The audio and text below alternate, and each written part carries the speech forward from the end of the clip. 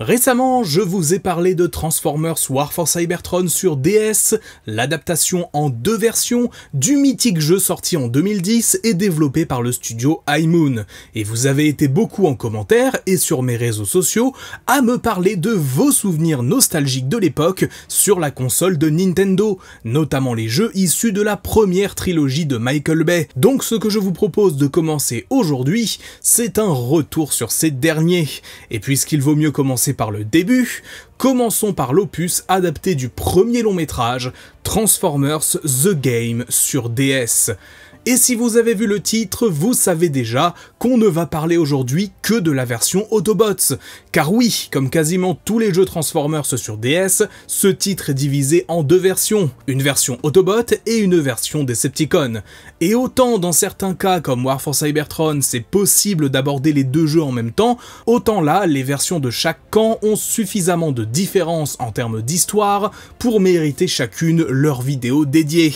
Et si je commence par celle des Autobots, c'est parce que c'est la version qui suit le plus les événements du film dans leur globalité, tout en ayant le scénario le moins intéressant, et qui va donc me permettre de passer un peu plus de temps sur le gameplay. Donc vous l'aurez compris, lors d'une prochaine vidéo, on parlera de la version Decepticons. Sur ce, commençons. Transformers The Game sur DS se présente donc comme une adaptation plus ou moins fidèle du film sur la console portable de Nintendo. Je dis plus ou moins car elle reste une adaptation plus libre que la version sur console de salon. Ici, on incarne au départ un protoforme s'écrasant sur Terre et faisant équipe avec les Autobots en nombre réduit au début, puis au complet ensuite, afin de retrouver le Allspark et empêcher les Decepticons de réveiller et ressusciter Megatron. L'intrigue est donc bien différente dès le départ puisqu'on rajoute un personnage qui sera le nôtre de bout en bout du jeu, ce qui ne veut pas pour autant dire qu'on ne jouera que lui, mais on y reviendra. Le cœur du gameplay nous est rapidement expliqué alors qu'on fait nos premiers pas avec notre personnage et qu'on apprend les contrôles. Transformers The Game sur DS est un open world, on y reviendra après, qui vous fait enchaîner des missions principales et secondaires dans la peau d'un personnage entièrement customisable, et ce dans plusieurs zones distinctes. Lorsque vous croisez un véhicule, que ce soit une simple voiture d'un passant, un ennemi ou parfois des véhicules garés, vous pouvez le scanner et en faire votre mode alternatif. C'est une feature de gameplay qui deviendra super importante avec le temps et qui vous permettra de varier votre mode robot. Bon, par contre, il faut pas non plus s'imaginer qu'il y a autant de modes robots que de véhicules dans le jeu. En gros, il y a plusieurs formes de robots de base, petits et rapides, moyens, gros, etc. Et ils varieront légèrement en fonction du véhicule que vous choisissez. Vous pourrez d'ailleurs choisir à volonté de changer de mode alternatif, mais aussi les couleurs de ce dernier, ce qui, sur le plan du gameplay, est excellent, car un véhicule correspond basiquement à un skin et à un type d'arme. Mais sur le plan du lore pur, permettez-moi de râler un tout petit peu. Le principe d'un Transformer, c'est pas de pouvoir se changer en ce qu'il veut quand il veut. Ou alors c'est que votre personnage est un cybertronien à part, qui possède la capacité d'avoir autant de modes véhicules qu'il le souhaite. Une version plus réaliste entre guillemets de cette mécanique aurait été de devoir rescanner un véhicule à chaque fois que vous l'abandonnez, demandant au joueur de réellement réfléchir sur les choix qu'il va faire. Mais c'est un petit chipotage que je suis prêt à laisser passer, vu la quantité de véhicules disponibles encore une fois, et surtout le fait que les niveaux soient parfois plus adaptés à l'un ou à l'autre. Bon, dans les faits, il y a surtout 2 types de gameplay différents en mode alternatif, les véhicules terrestres et les véhicules aériens, et vous comprendrez vite que les hélicos sont bien souvent vos meilleurs amis, vous permettant de traverser la map rapidement et d'échapper à certains ennemis si besoin. Et justement, puisque je l'avais évoqué plus tôt, oui, ce jeu est un open world. Alors oui, certes, ce n'est pas un open world comme on l'entend aujourd'hui. Dans les faits, le jeu est divisé en plusieurs zones que vous pouvez explorer librement à différents moments du scénario, puis au choix une fois le jeu fini, et avec le personnage que vous voulez d'ailleurs. Vous pouvez faire le choix de simplement aller vous occuper des missions principales qui feront avancer l'histoire, ou de faire des petites missions secondaires qui généralement vous serviront simplement à farmer de l'XP. On sent clairement ici l'inspiration des jeux à la GTA, en particulier avec un indice de recherche présent sur l'écran qui fait que plus on fait de dégâts dans la ville, plus on est recherché puis poursuivi par des policiers, et même l'armée et le secteur 7 quand on atteint le niveau de recherche maximum. Cet indice, il monte lorsque vous défoncez des voitures, faites des dégâts, ou même parfois lorsque vous vous battez contre des Decepticons. Car oui, vous rencontrerez régulièrement des petits Decepticons random qui viendront vous attaquer. Pour se défendre, on est équipé d'une arme à feu et de la possibilité de taper au corps à corps, avec les poings ou en tenant un objet. Les séquences de tir, surtout en 2024, demandent un vrai temps d'adaptation, puisqu'il faut utiliser les gâchettes arrière pour bouger la caméra et le lock des ennemis est parfois approximatif. Je précise d'ailleurs au passage que tout comme pour War for Cybertron, j'ai refait le jeu sur ma DS d'origine, histoire d'avoir un ressenti le plus authentique possible. Ce souci de caméra est d'ailleurs aussi existant en corps à corps. Dans on va dire les 3/4 du jeu, ça ne pose pas spécialement de problème, mais ça peut vite le devenir quand on a besoin de précision ou de doigté dans certains passages. Bien sûr, le gameplay variera un peu en fonction des modes véhicules de notre personnage ou des autres Autobots qu'on incarne, car Optimus Prime, Jazz, Bumblebee, Ratchet et Ironhide sont tous jouables en plus de notre perso, et ils ont chacun des petites spécificités. C'est d'ailleurs sur leur gameplay à eux que sont basés certains modes véhicules de notre perso. Au niveau des véhicules en revanche, comme dit plus tôt, la vraie différence sera entre les terrestres et les aériens, mais autrement ils sont tous identiques niveau conduite, à quelques détails près. On va pouvoir tirer depuis ce mode et activer un turbo pour aller plus vite. Transformers The Game n'est pas spécialement un jeu difficile une fois qu'on l'a pris en main. Quand l'objectif est de tout détruire sur son passage, c'est assez facile à faire. En revanche, certaines missions m'ont personnellement beaucoup plus posé problème. Je pense notamment à celle où on joue Jazz pour ramener des véhicules de secteur 7 à Optimus, où on se fait assaillir de flics de partout, certains passages bien relous, on est pris en sandwich par des ennemis, ou encore Brawl, qui, même si on l'affronte avec Optimus, est plutôt corsé en tant que boss.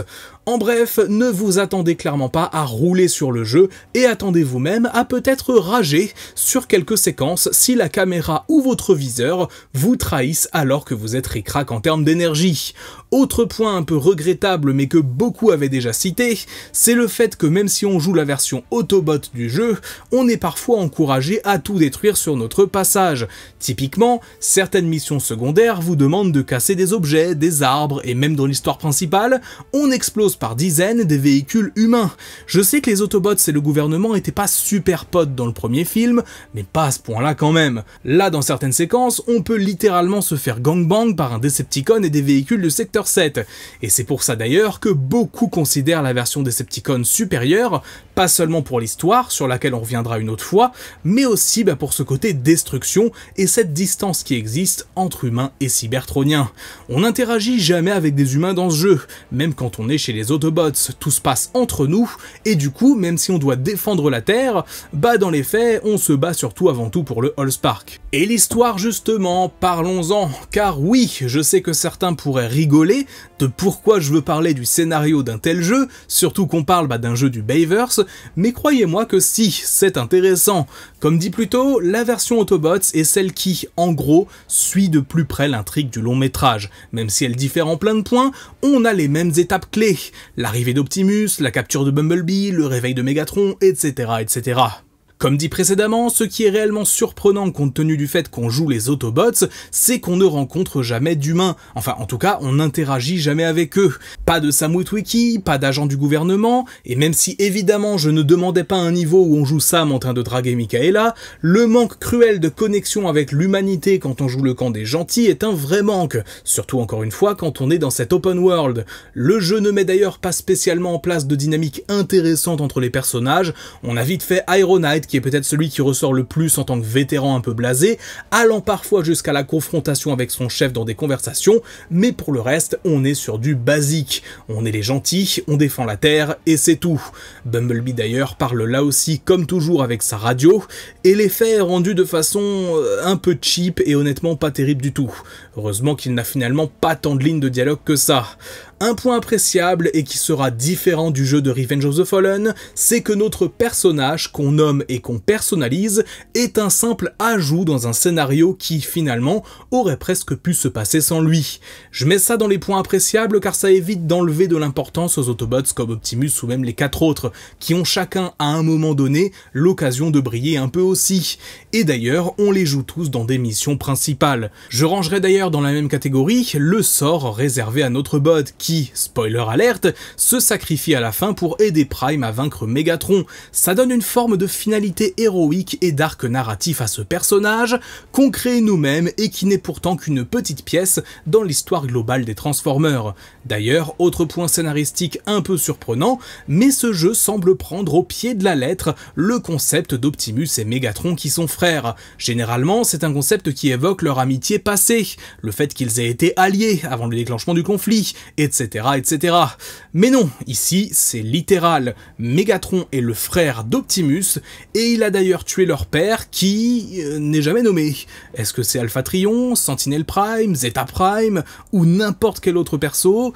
On n'en sait rien, mais voilà, ils ont un daron, les deux personnages avaient un père qui s'est fait salement assassiner. La fin du jeu est donc grosso modo la fin du film, avec le discours d'Optimus quasiment repris mot pour mot, et une fois dans le post-game, on peut reprendre les personnages qu'on veut pour explorer librement chaque zone du jeu et viser le 100%, même si globalement, il n'y a pas grand chose à faire non plus, si vous aviez déjà pris le temps d'explorer les zones à la base. J'en profite d'ailleurs pour évoquer quelques autres points, comme le mode multijoueur, car oui, ce jeu avait du multi, à plusieurs DS et même en ligne. Évidemment aujourd'hui, les serveurs sont fermés, et impossible donc de jouer à ces modes de jeu, qui offraient quelques options sympas, et même une toute nouvelle map sur Cybertron, mais voilà, si je n'en ai pas parlé plus que ça, c'est parce que ce n'est plus possible d'y aller de ce que je sais.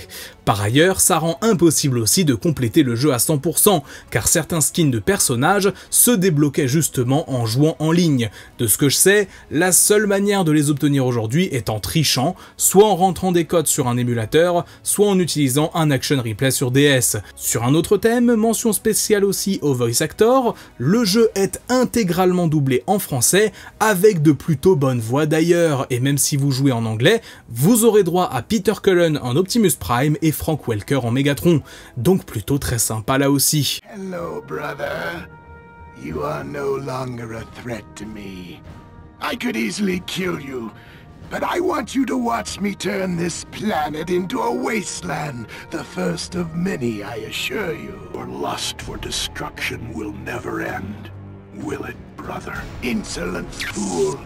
He gave his life for nothing. His sacrifice will be your undoing, Megatron. Petit point que j'évoquerai peut-être aussi dans la version Decepticon, mais la voix de Brawl dans ce jeu, et en particulier les dialogues qu'il a quand on l'affronte en tant que boss, j'ai jamais vu une voix aussi sexy pour ce personnage. Comme ça, Prime, tu m'as l'air un peu perdu.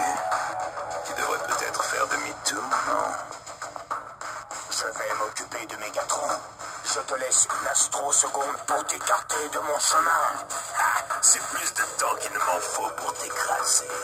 Et le pire, c'est que j'ai même pas retrouvé qui était le voice actor, c'est terrible quand même, c'est triste. Je me rends compte au point où j'en suis dans mon script que je n'en ai même pas parlé tant ça semblait évident, mais sur le plan technique, le jeu est assez laid.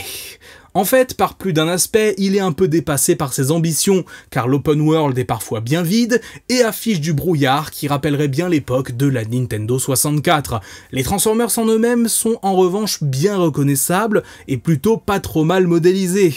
Même si adapter les designs de Michael Bay avec aussi peu de pixels, ça donne un résultat parfois difficile à apprécier et que seule la nostalgie pourra faire passer pour très stylé.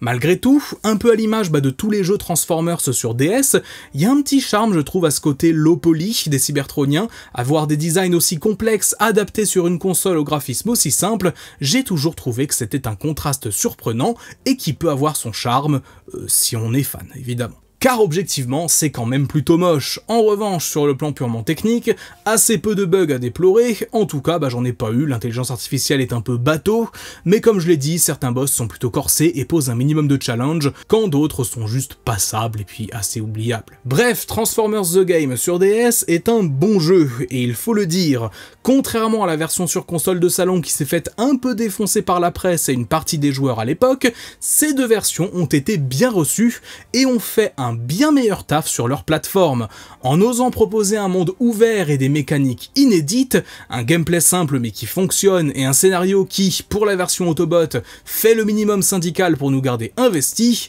Je ne peux que vous conseiller de vous y essayer si vous le souhaitez.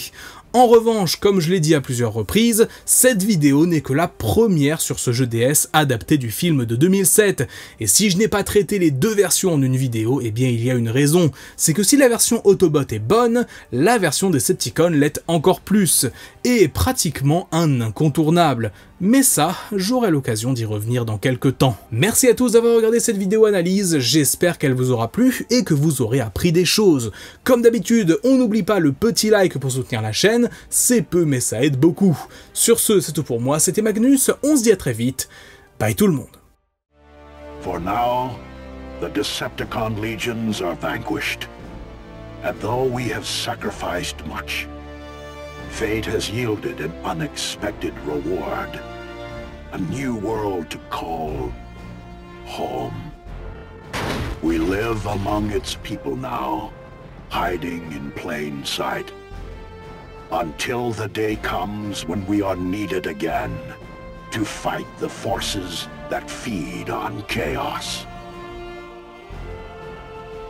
I am Optimus Prime, and I send this message to all surviving Autobots, taking refuge among the stars.